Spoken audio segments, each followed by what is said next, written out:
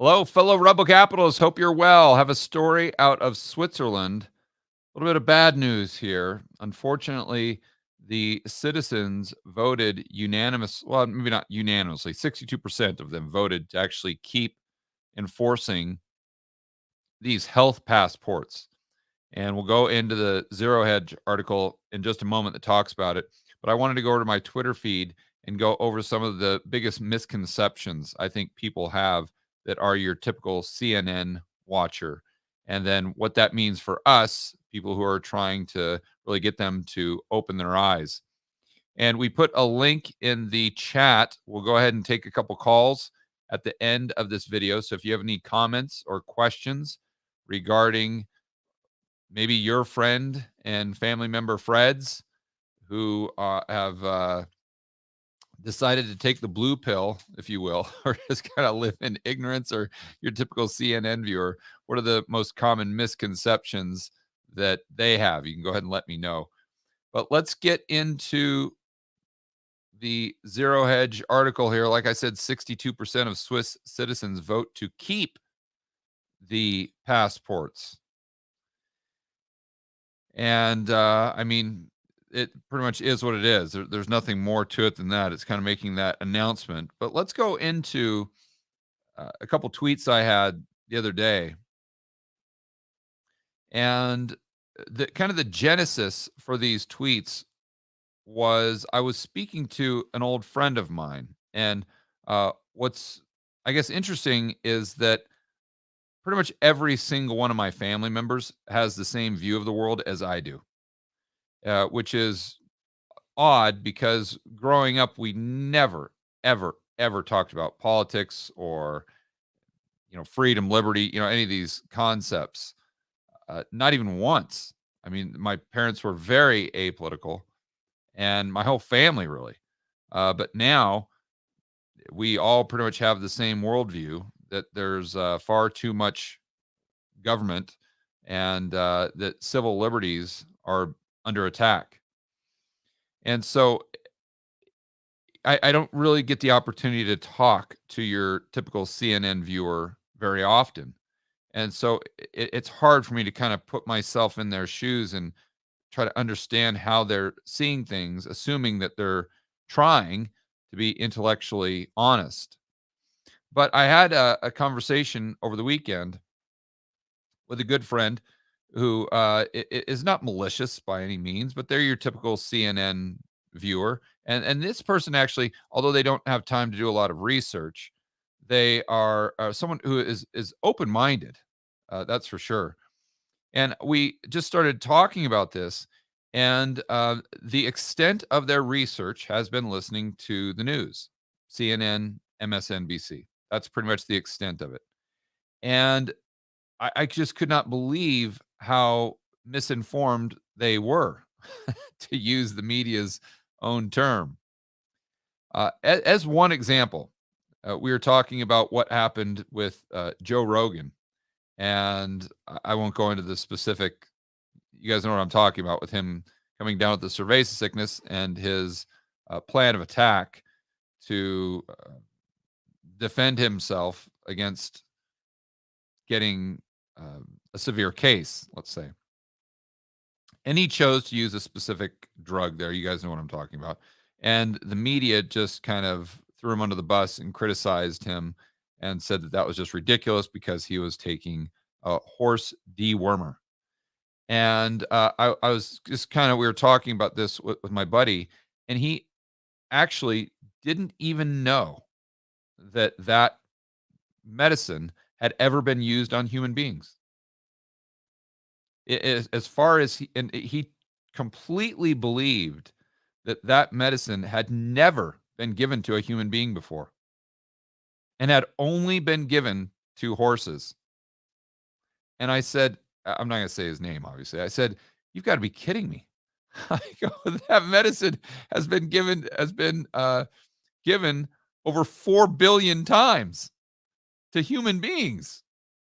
The guy won the Nobel Prize for it, for heaven's sakes, for its efficacy in human beings, not horses." And he couldn't even believe it. He had never heard that before in his entire life. And so I'm just like, wow, how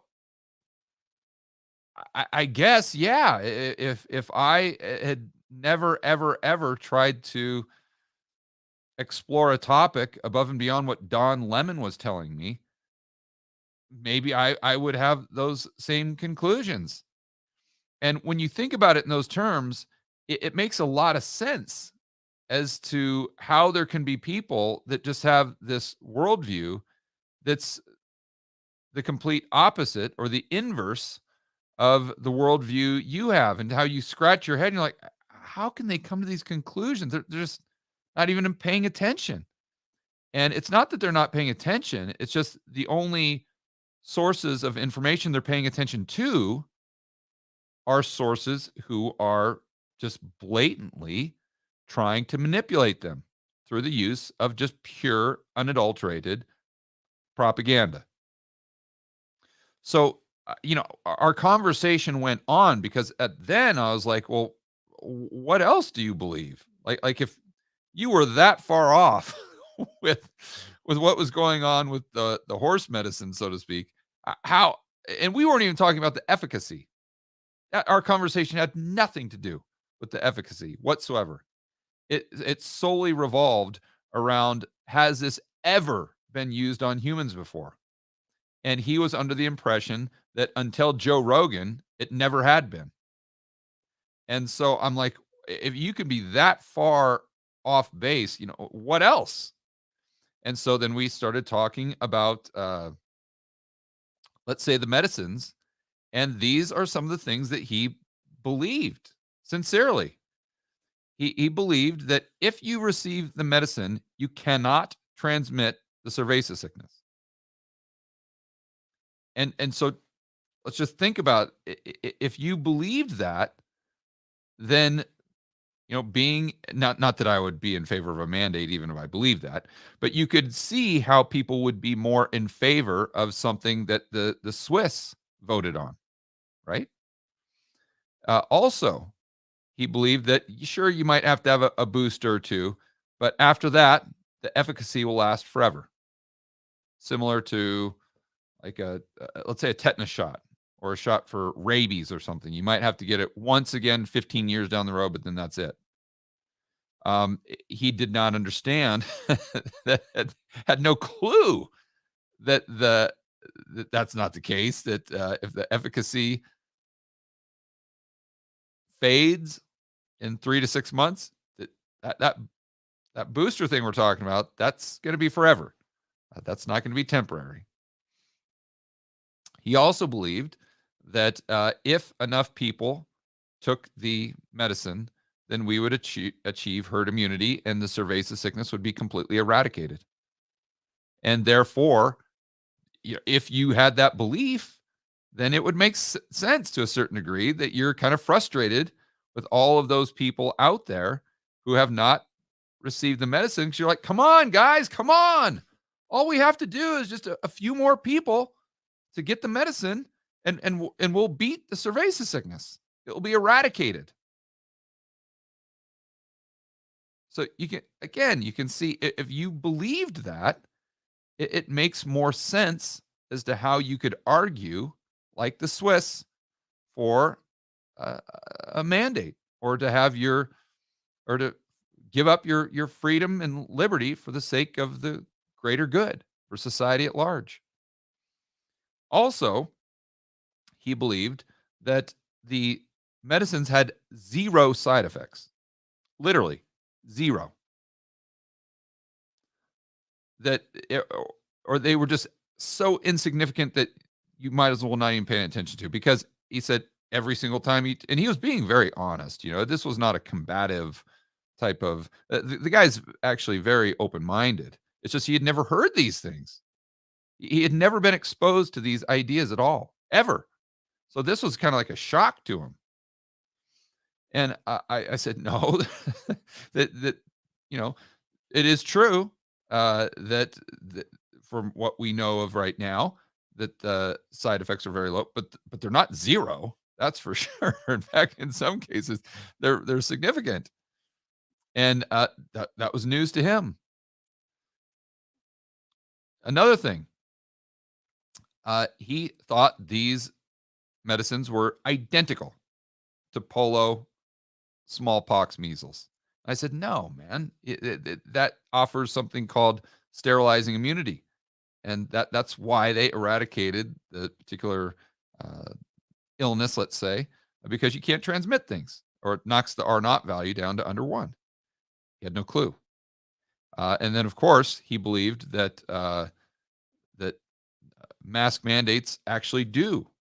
It's empirical that they reduce the spread of the cerveza sickness. Same thing with lockdowns. And I showed him a few of those charts from Tom Woods. I believe I can't remember. It's called well, you know what I'm saying. It's like cerveza sickness charts.com or something like that. Just go to Tom Woods and Google it, and it'll pull up. But basically, it's just all these charts that show a timeline of when these mandates were implemented, and there's absolutely no correlation whatsoever between anything, the rate of hospitalization, the case, or anything. Just pick it. There's no correlation. Sometimes it matches up, sometimes it doesn't. It's like a coin toss, 50-50. Therefore, there's no correlation, or we can assume no causal effect whatsoever. And he was shocked by that. Could not believe he had never seen a chart like that. He just assumed that whenever a country or state implemented a mask mandates, that like 100% of the time the cases just completely plummeted, just dropped off a cliff. And then, of course, he assumed that the people who chose not to take the medicine were a huge, huge risk to society and to the quote unquote vulnerable.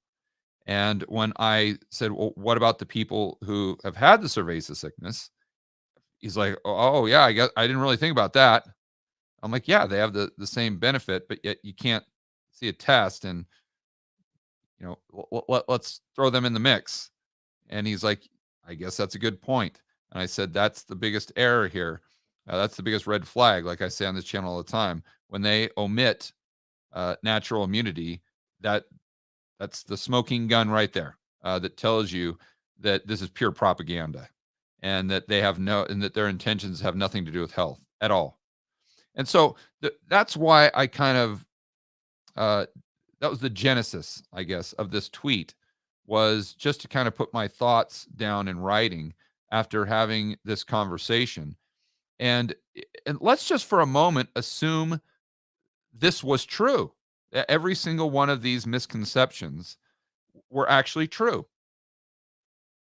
You could see how someone would be very adamant about a mandate, or forcing people to get the medicine. And again, I would not hold that position, but you can see how a lot of people would. So this goes straight back to the media. And ironically, it goes back to the media that is calling for more censorship of quote unquote misinformation.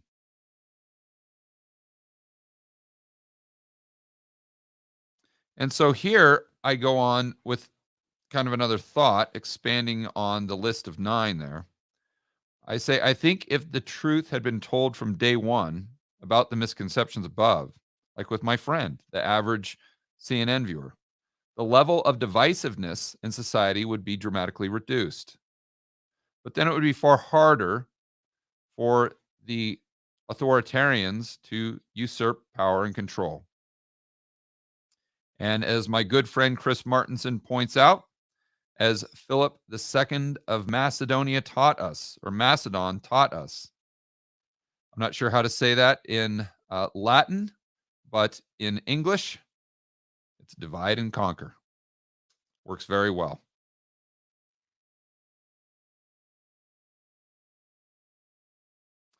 So, one other tweet I wanted to go over on this topic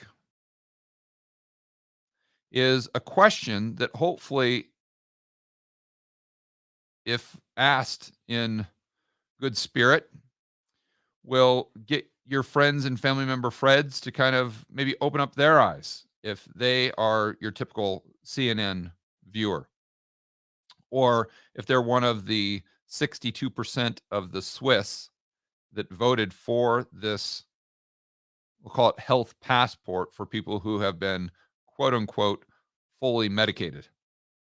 And the simple question is this: how do you define fully medicated? When the efficacy of the particular medication fades in 3 to 6 months. And that's being generous.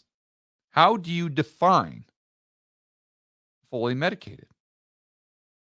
So, if you take this to its logical conclusion here, if lifelong boosters are not part of the definition of what is fully medicated, then at some point, or if they're not mandatory, at some point, we go all the way back to the beginning where no one is quote unquote fully medicated. Nobody. You see? Let's just assume for a moment that everyone that was fully medicated, let's say there's 70% of the US population that's fully medicated. But let's just say that we don't have a requirement or it's not part of the definition to receive boosters. Well, in 6 months, we will effectively have 0% of the population that is quote unquote fully medicated. Therefore, 0% of the population would be able to go into a restaurant in New York City. 0% of the population would be able to go to a live event in San Francisco or in New Orleans. 0% of the population of international visitors would be able to come into the United States. See, and 0% of Americans that work for a company with over 100 employees would be able to go to work. Therefore, 100% of Americans that work for a company with over 100 employees or that work for the government or the airlines would be fired. You see? This makes absolutely no sense when you just scratch beneath the surface just a little bit. Just takes a little bit of critical thinking. That's it. So then the conclusion comes to, then they have to come to the conclusion that, wait a minute here. Whoa, whoa, whoa, whoa, time out. So what the government is telling me by giving me my papers on my phone that I have to submit every single time I go to a restaurant, they're saying that before the deal was if you get this one jab, you're good to go. You get your passport, now you can participate in society. But what the CNN viewer and the people in Switzerland aren't understanding, because they haven't taken this to its logical conclusion, they haven't used critical thinking, that's not what the government is saying. The government is saying that you're going to have to get this for the rest of your life. You're basically going to have to get this, let's say, once every 3 months for the rest of your life. And if you don't, your papers will expire and you'll be just as bad as one of those filthy, disgusting, sickening people who chose not to get the medicine in the first place. Hopefully, that will open up their eyes.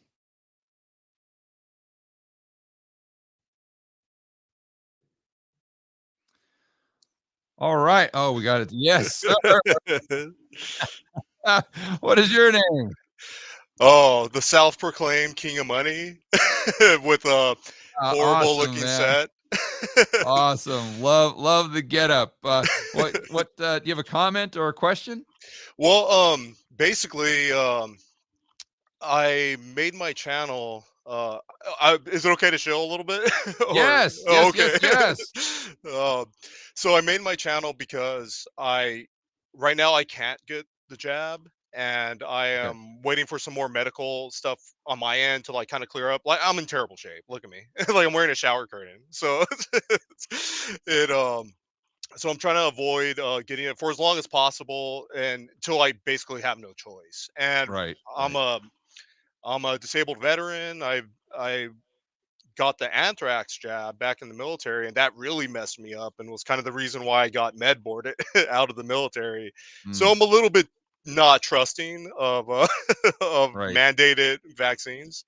right, But what I decided to do was I was like, well, I hate my job and I don't have a job now. And the only thing I qualify for is government jobs. And I don't like those because they just waste. I just saw a nonstop waste of taxpayer money. It was just right, right, every single day. But so I was like, I'm going to make a channel. And I started making videos for Rob Keynes and Arcadia Economics and silver in general, but with the focus on bringing in younger people into the great. space because we're all old. There's no young people talking about silver, really. Like there's a few people, but not as many as there should be. And I just see everyone YOLOing into Doge. So I'm like, well, throw a few ounces into silver, get a few of those, and you'll probably be good. And so I made my channel based on that to hopefully get more people into the silver and mind it or just sound money mind it. Yeah, And that's a key distinguishing factor right there. It's not yeah, just Bitcoin, it's not just silver. It's once they get interested in that, then they start to learn the principles of sound money. Once they do that, it kind of takes them down that path of small government, yep. and then they start to understand why we should value freedom, liberty, and the individual sovereignty. And it does it very, very seamlessly. I mean, I went to Oh that yeah. Bitcoin conference, whatever it was back in June or something of this year, and there was 15,000 people there, many of them young people, your target demo. Oh yeah. And Yeah. you knew that the only reason they had ever read Hayek or Mises or Bob Murphy or Tom Woods or any of those guys is just because they got attracted to the price increase in Bitcoin, and then they kind of went Hmm. down that good rabbit hole, came out the other Yeah. side, and now they value freedom and liberty just as much as we do. Well, and for me, like that was kind of the same path that happened with me. It was 2018. I bought in at the top. Everything crashed with the crypto, and but the concept of actual, not devaluing money every five Yep. seconds was pretty cool. Yeah. And that's how I got down the route. That's how I found you. And actually, when you were first making your videos, I was like, I want to make a channel too at some point. But I was working. I was stuck in the system, working for the state and watching them throw away money all day. I was already out of the military, Right. um, but now I want to offer spots for people. Like I want people to come on my show. Like I've been inviting nonstop Twitch streamers that are political, gaming, and they have no idea what silver is. They have no idea. Everyone feels the same dystopia of not being able to purchase anything anymore because it's all our purchasing power is getting destroyed. So everyone can relate to that at the very least. So like Yeah. I want to Agreed. bring them on, and if me and if they can escape the just the Amazon job, the wage cuck basically jobs that exist here everywhere, because I can't find stuff that pays more than minimum wage. So Or the rate of inflation, right? oh, nothing pays that unless you're a programmer, or you're already well established if you could get that. But like, yeah, I want to help them basically shill as much as possible their channels and their businesses, whatever it is, and at the same time teach them why I do it and how the sound money principles that you've been. I mean, you pretty much taught me a crazy amount of stuff, right? Like the concepts are so deep that I have to rewatch the videos over and over again and make sure I'm getting like 5-10% of of what's being said. But Yeah. I, Yeah, I but I think you touched on a great point there. And there's a saying, I'm not sure who had it. It was one of those famous guru guys like Zig Ziglar or something. And he said that if you help enough people get what they want, you will always get what you want. And oh so yeah. it starts with being of service to other people and creating valuable content. And just think about how powerful it would be if 1,000 people did exactly what you're doing, decided to start their own channel around the principles of freedom, liberty, free market capitalism, and I would include sound money in that. Oh yeah. And you're going to grow an audience that might be a different audience from the one that I have, and other people will do the exact same thing.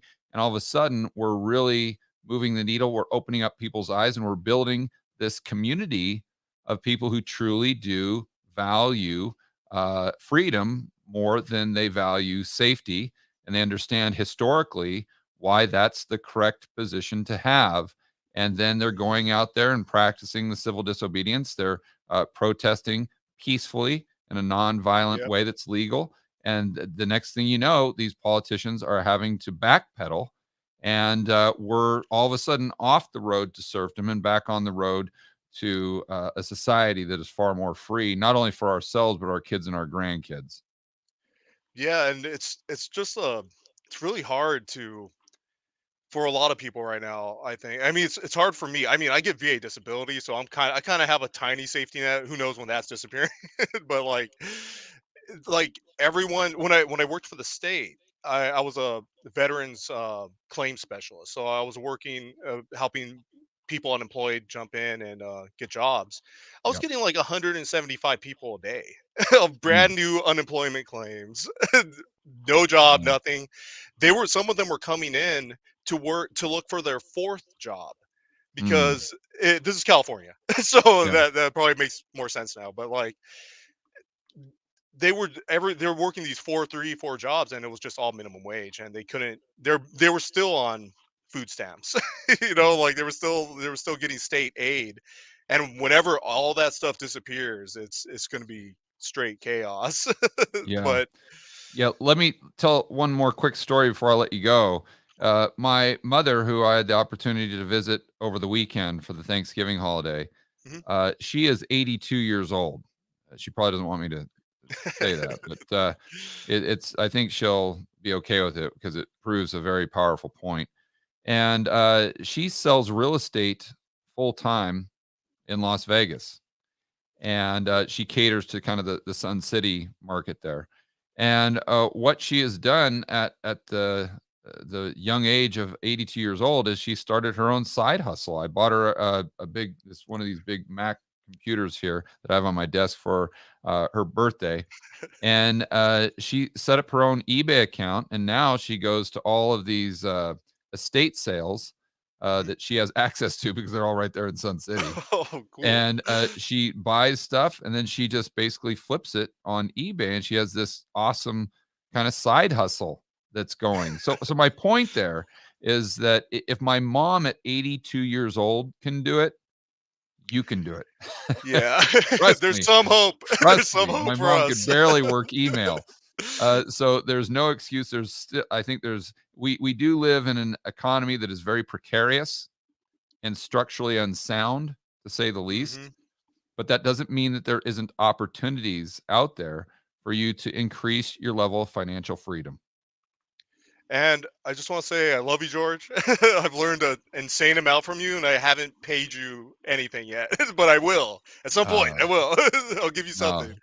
no But problem. I appreciate the comments and great job on your channel. What's the name of your channel? oh, it's Dumb Money Media. Dumb Money Media. Okay, Yeah, Dumb guys, Money check that Media. out. And Memes, anime, dystopia, all the fun stuff, and shilling for the small guy. Get out there. there you go. All right, thanks for the call. Okay, we got one more. Yeah. Okay. Yeah. Yeah. Hey, Hey, my good friend, what's going on, buddy?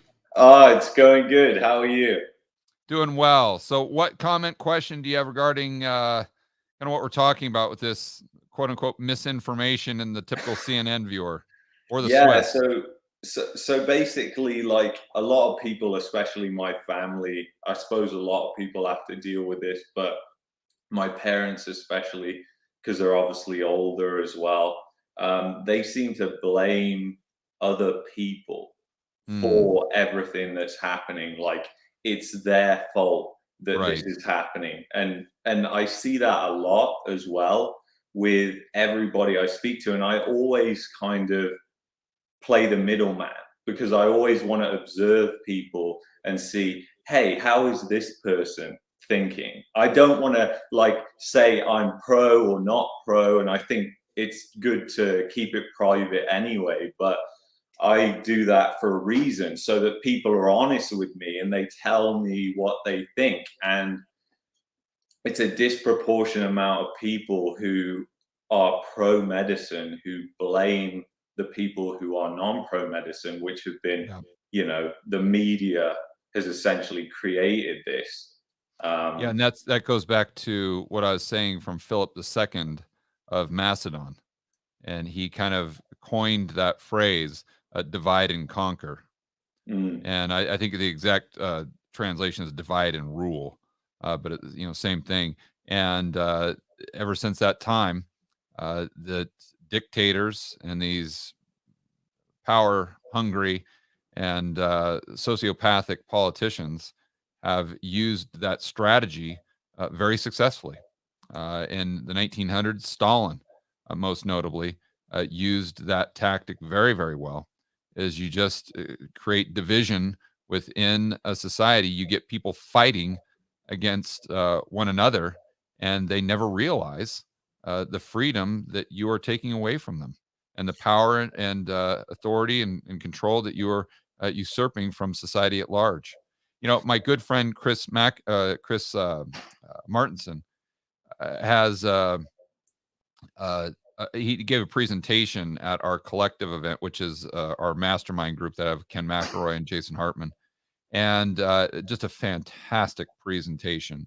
And he talked about this scientific experiment with rats in a cage, and it was rather inhumane. But the data is, I think, what's most important there in this story, and that's that if you put a rat in a cage by itself and you continue to shock it, it's just going to get upset, but it's just going to kind of curl up in a ball and just try to avoid further shocks. Where if you put two rats in a cage and you shock them, they immediately just attack one another violently because they believe or they don't know where that shock came from.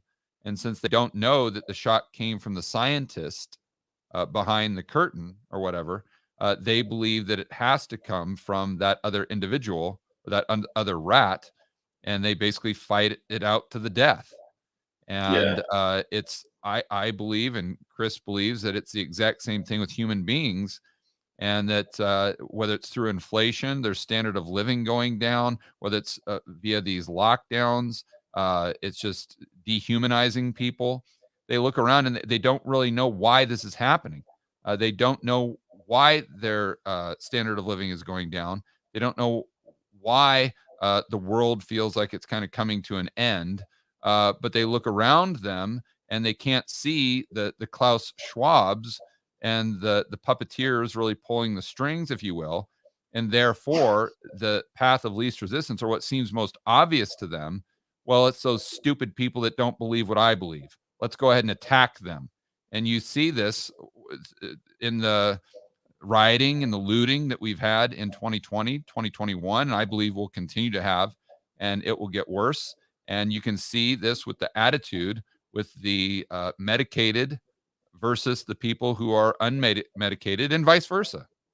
yeah. And it's actually funny that you say that because on your whiteboard video that you just did, when you were talking about Germany and what was happening there, World War II, I got some interest and I thought, you know what, I'm going to dive back through history, look at all the stuff. I think I went to the website that you were recommending in there, and I was looking at all the propaganda stuff, and it is scary how similar Yeah. stuff is to today. Like, and you just can't believe it, but people seem to just be whipped into this frenzy at the moment, and they just don't understand what's going on. And I just put out a video that was on freedom, and it was totally middle person. Like, I couldn't have been any more unbiased. Just agnostic, completely right. Yeah, exactly. And I couldn't believe the amount of hate that I got from that video. and people who are the amount of people that unsubscribe, but then people that resubscribe. So there was a huge velocity of people who left and came at the Right. same time. And I was just like, that is just crazy to me because I was right in the middle.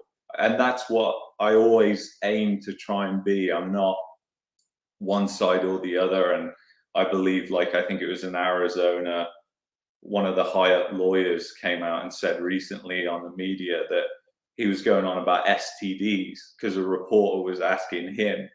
And I believe, like, your health is your own privacy. Like, it's your own right to privacy. You and it was a reporter that was asking, "Are you medicated? Not medicated?" And he said, "Do you have an STD?" Oh, I see. Yeah, good rebuttal. Yeah. Yeah, and it's totally like that because now I even spoke to a doctor last week, and she said and it was totally off the record, the conversation that we had, but she said, I'm totally scared because when it comes to the sickness, the Cerveza sickness, we can only say certain things. We Right. can't use our own medical knowledge and experience to Yeah. actually come up with what we believe is the best Yeah. solution. She said, even if I say, you might benefit from this or that, no, we just have to say you should go get the medicine, and that's it. That in and of itself, that should tell you how insane this is. That should tell you this definitively, beyond a shadow of a doubt, this has nothing to do with health. Once they start censoring doctors and once they start interfering with the relationship they have with their patients and trying to make it mandatory that it's just this one size fits all approach, that is the smoking gun. There's Hmm. nothing else you need to know to Yeah, understand this has nothing to do with health. It has nothing to do with protecting society at all. yeah, it's so true. And the doctors and everything, it's insane. I just can't believe the amount of people that seem to be so divided right now. And it's like I said in my video, I said we need to come together, and that's just not happening. And even with my parents, and even I have a friend who lives in another province, much more liberal, kind of like California, very much like California, Ontario, and he constantly talks about the Cerveza sickness. I can't get him out of this loop, and we're good friends. I choose not to state what I think because I feel like our friendship would be at stake. But he's just constantly kind of